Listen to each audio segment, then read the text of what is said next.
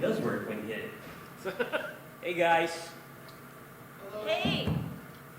Hello, hello. Testing, testing. Man, I can't see you guys. Bad Right? one. We're still Hello, here. can you guys hear me now? Yes. Awesome.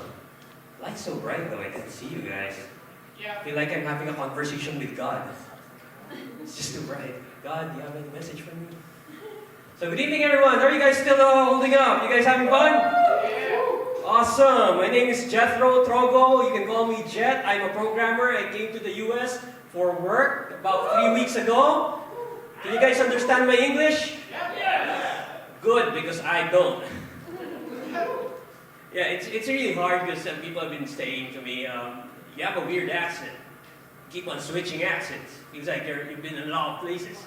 And I'm just saying, I'm from the Philippines. Just so you know guys, at some point, many years ago, people just decided to send all the call center jobs to the Philippines. So you got people who need to talk to the British, to the Americans, to the Australians, and they all got different accents. You do that and the locals start speaking weird. Right, I was at the coffee shop before I left. I was just trying to buy coffee, and then the person next to me, it was just, that person was just saying, "Oh, this coffee is just marvelous. Oh, bloody good." He's a local. You know, that person is a local. So I just had to tell that person off. Like, you're not British. Stop talking like you're a character from Peppa Pig. I just had to tell off that person because that person is my wife. Yeah, I'm married. And I came here to the US on my own. And it actually took about a year of paperwork and even longer to prove that I'm worthy to work here in the US. So after so many months of preparation, I am so happy to tell you guys that I've finally achieved every Filipino man's dream. I am now 12 time zones away from my wife. Yeah! No, I'm not about working here, I'm just about being away from my nagging wife. You know what 12 time zones means? 12 time zones away from your wife means that you are practically on opposite sides of the world. Yeah, that's what it means. So she can still call me and nag me on the phone, but I can always say, "What? I can't hear you. The earth is in the way." 12 time zones means you cannot be that's about as far to that person as you can be. You know, you can't go any further than that. The only way for you to get any further than a person 12 time zones away is if you go to space.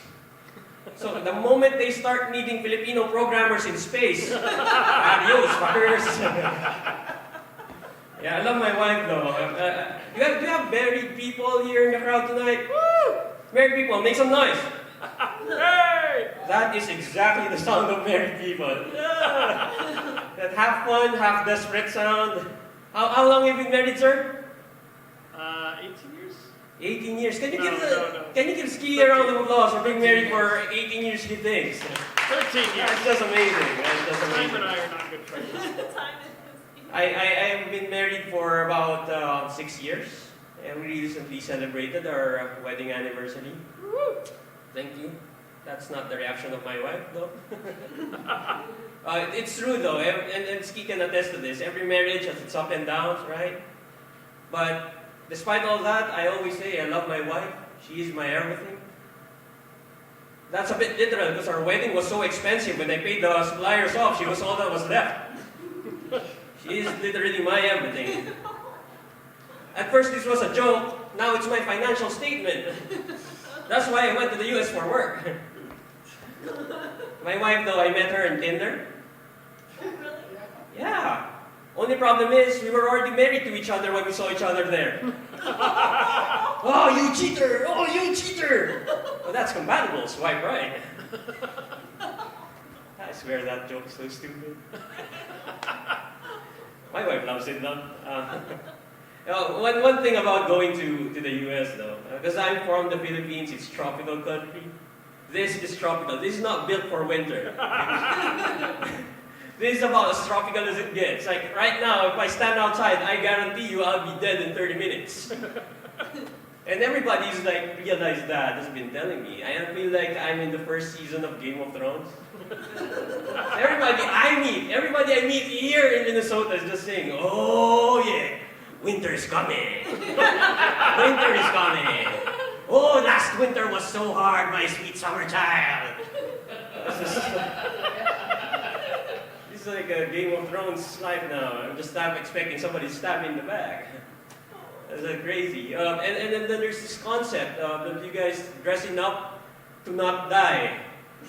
That is such an alien concept to somebody who's live in a tropical country, right? Because in my country, the only thing that you ever put into consideration when you're dressing up is to make sure your nipples are covered.